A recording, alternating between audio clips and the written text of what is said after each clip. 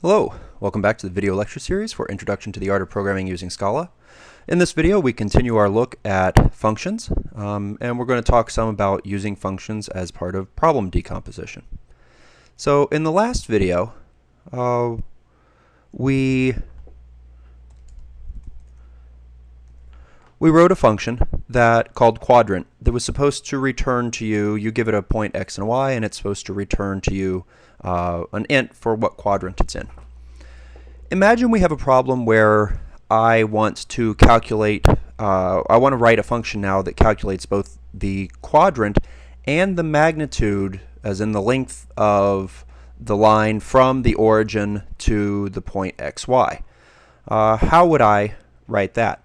Well, one of the big changes in what I just said and what we wrote before is that this returns a single value, an int. And now I want something that returns two values. Now, how you approach that can be different in a lot of different languages. Scala actually makes it very easy. So let's go ahead and let's def quadrant and mag. Okay, I'll type in the whole word. And magnitude. And once again, we get a double for x and a double for y. And what are we returning here? Well, I want the quadrant, which is an int, and I want the magnitude, which is a double. Now, I've put them in parentheses here, and this is a type that you might recognize from earlier. For example, if I type in 3 and 3.14, I get back a tuple. Okay, this is a tuple of int and double, which is exactly what this is returning right here. So we've made a function that says it's going to give back two values, but it's going to give them back in the form of one single tuple. In a formal sense, you're only allowed to return one thing from a function, but it's very easy to make it so that one thing is a tuple, in which case it contains multiple values. And so I'll set that equal to something. Now, the question of what to do here. So I need to calculate both the quadrant and the magnitude. Well, the quadrant code is up here. So I could, copy these 5 lines of code and paste them down in here. But that actually goes against one of the main reasons why we want to use functions. That copying and pasting of code is something that you want to avoid, especially if definitely if you're not changing anything, but even if you're making small changes, it's better if you can try to think of other ways of doing it. And as we go through the book, you're going to learn more and more ways that you can get things done without repeating code. In this case, I want to do exactly this. Well, but that's what this function does. So instead of rewriting the code, I'm going to call that function.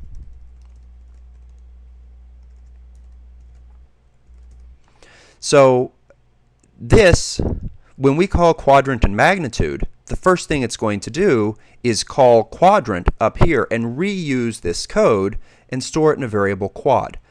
By reusing the code, I make it so that if I find out I messed anything up in here, all I have to do is change this one function instead of multiple copies of it. In fact, the ideal functions that you would write are things that can be reused multiple times. I also need to calculate the magnitude. And the magnitude, we're going to use the standard Cartesian magnitude of the square root of the difference in x, or the square root of the x value squared plus the y value squared. So we'll call math.sqrt of x squared plus y squared. Okay. And now what I'm supposed to return is a tuple with the two of these. And the standard way of writing this is to put them in parentheses. Now let's remind ourselves of this. You might recall there is another way of creating a two-tuple. This is not one of the situations where I would use the arrow notation to create a two-tuple. There are situations where it is a very helpful way of doing things and it has more meaning. But in this case, I kind of prefer the percent. Now, what if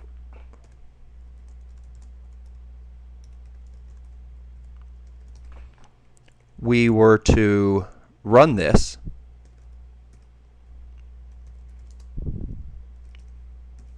and I've changed it so the print line prints out this new function for us, and I enter a, let's actually go with an easy one, 3, 4.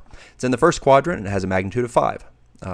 One of the things when you're testing code, I always tell students, the first time you, or when you're testing code, one of the most important things is that you know the answer. If you don't know what answer to expect, the program can spit out pretty much anything and you won't have an idea of whether or not it's correct. You should, now maybe if I had done 5 and 6, well, okay, I couldn't have told you off the top of my head exactly what that is, but I could think about it and say that that is roughly the right magnitude, and it is still in quadrant 1. But it is nice to do a test case where you know exactly what the value is so that when it outputs it, you can tell whether or not it is correct. Now this is printing it as a tuple, so we get standard tuple formatting. What if I want to print them out separately and I want to say something like it's in quadrant 1 and it has a magnitude of blank? Well, then I would need to make some variables. Now I could make a single variable, I called it QM here for quadrant and magnitude, that is the tuple, and then I could, one way of pulling things out from tuples is to do the _1 and _2. I really don't want to do that.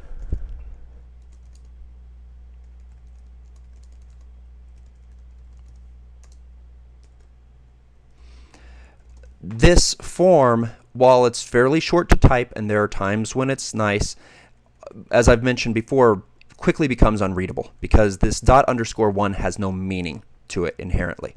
So instead, I am going to use the form where I pull out the values of the tuple on creation of the variable using what's called a pattern.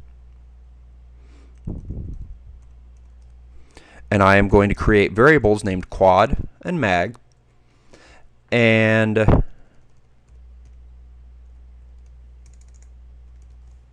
then down here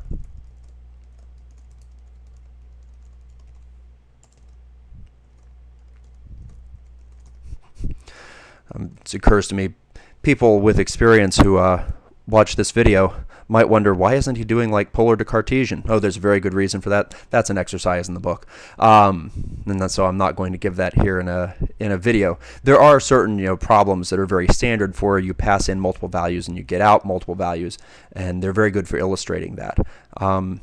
So this uses this pattern matching, creates two variables. They automatically get bound to the two values in the tuple that this returns, and then I can print them out. And so if I do the 3, 4 again, it says the point is in quadrant 1 and the magnitude is 5. And just to check, -1 or -3 and 4, now it's over in quadrant 2 with the same magnitude. Okay, so that is a simple example of a function that returns multiple values to us through the use of a tuple. And then how we can get those values by doing an assignment into a pattern when we create our variables. Now, the question of why do we use functions is an interesting one. In some ways, this example, part of the reason I like this example is it shows part of that. The ability to reuse this quadrant function later on is significant. Another example that it's kind of standard, and I'm not going to write real Scala code here because, well, I don't know if you could. So I'm going to call it a text file. PB&J. For most Americans, that will automatically tell you, oh, we're going to write the example of making a peanut butter and jelly sandwich. The reason for using functions is that you can break a problem down into pieces. So, for example, at the top level, I might have, and so I'm going to write Scala-ish stuff here. It's not going to be real Scala. Make PB and J, which would be just a function that does something for us. Maybe it could actually give us back a sandwich. some type that it does not exist in Scala, though, as we will learn later on. We could make this type for ourselves if we chose to do so. And I won't bother writing the body of this function, where it equals something or another. But, well, actually, I guess in this case, maybe I will. How do we make a sandwich? Well, this is in some ways, when I say this, you might find it funny. This is a complex problem. It has multiple steps in it. And a lot of the programs that you wind up doing have this type of nature to them. In fact, once again, one of the real advantages of learning how to program isn't just the ability to program, though that is becoming increasingly important in the modern world. One of the even more significant aspects of it is the ability to learn how to work with problems and break things down. So when I think about making a peanut butter and jelly sandwich, I first level break it into some reasonably large pieces. So for example, get ingredients would be a piece. Combine ingredients, put stuff away. Okay. Now, in writing it this way, of course, these wouldn't be things that are built in to Scala. Each one of these steps is itself fairly large. And what I'm doing here is called a top-down approach to problem solving.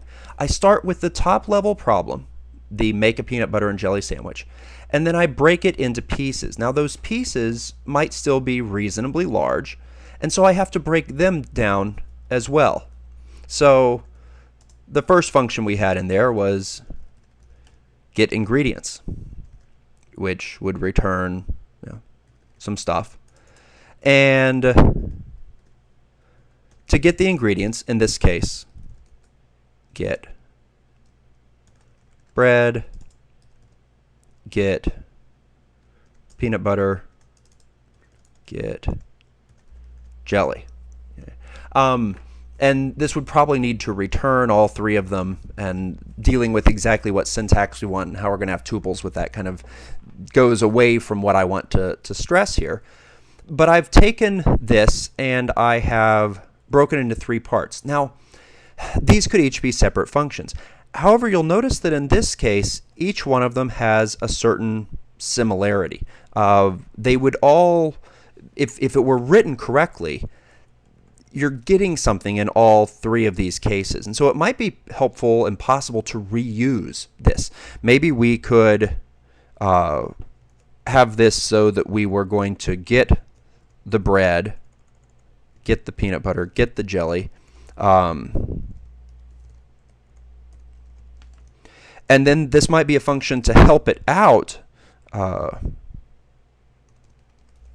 We would pass in another argument that is where you're getting it from. Okay? And in fact, we might pass in some other things.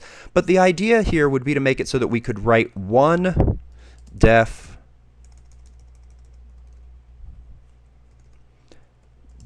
get, which takes what to get and where to get it from, and then gives us back stuff. Okay. And now this one function has been reused multiple times. The next function that we called in here was combine ingredients, so we'd have to define that.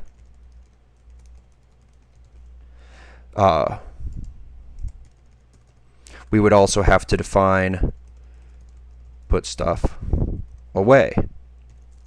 Okay. And each of these might have other steps in them with which wind up being written as other functions. So this is what's referred to as a top-down decomposition of the problem. I started at the top level problem, the biggest thing, and then I broke it into some large pieces, and I break each of those large pieces into smaller pieces, and I continue breaking these pieces down until I get to something that's easy.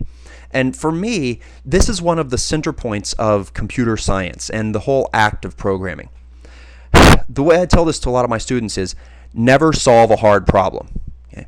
If you are given a hard problem to solve, break it down into easier problems. Okay? And continue breaking it down until you get to easy problems. I've actually had students lament in their senior year when they're going and looking for things for a portfolio. I wanted to find something really complex, but I never did anything complex while I was an undergraduate. To which my response is, good. Okay. If you did something, and especially after solving it, you look back on it, you're like, whoa, that was really complex and hard, that probably means that you didn't do a really good job of breaking it down into pieces. If you break it down well, at the bottom, you're always solving easy problems, and then you're taking those easy solutions and you're putting them together, always in fairly small steps. Okay, so that's what you really should be aiming for in this. Now, along with the top-down problem decomposition, there's also the idea of a bottom-up. So, for example, when you started writing this, you might have written the make PB&J and then immediately said, okay, well, I've done this type of thing before. Maybe I had already solved something where I was making a ham sandwich, and I know that I'm going to need this get function. Okay? And so you might go ahead and write one of the low-level functions and then use it to build stuff up from the bottom. In real software development, you kind of alternate between the two. I would say that the top-down is what you do most of the time. In fact, it's very common for me, and later on in these videos you'll see this. I'll just make up a name of a function, just like I did here, where I type in get ingredients, or I'll make up the name of a variable and just assume it exists. And the thing is, if I forget to write it, when I come over here and try to run it, it'll tell me that. It will give me an error. But I will have it kind of in there as a placeholder and to help me remember stuff. And to organize my thoughts, because really organizing your thoughts and figuring out how to approach the problem is one of the biggest aspects of computer programming. And functions help us to do a lot of that organization. So that's it for this video. See you again soon.